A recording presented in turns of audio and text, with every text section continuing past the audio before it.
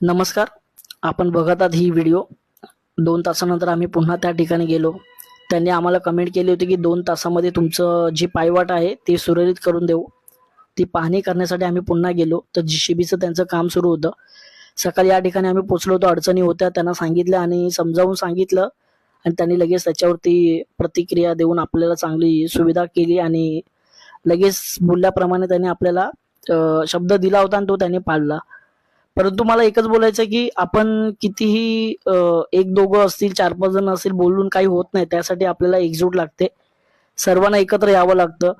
हेच त्या व्हिडिओच्या माध्यमातून आपल्याला दिसलं असेल. सकाळी आपण बघितलं असेल किती लोक होते आणि ह्याचं हेच कारण आहे की जोपर्यंत तुम्ही एकत्र येणार तोपर्यंत तुमचं प्रश्न तुमच्या गोष्टी मार्गी लागणार नाहीत. तेवढंच मी तुम्हाला सांगेल. सुद्धा सूर्याबाई त्यांनी आम्हाला बोलवलं आणि त्यांनी दाखवलं की ह्या पद्धतीने मी पायवाट ठेवलेली आहे. तुम्हाला चांगल्या पद्धतीने तुम्ही येऊ शकता. शाळकरी मुलांना काही त्रास होणार नाही. पाहणी केली.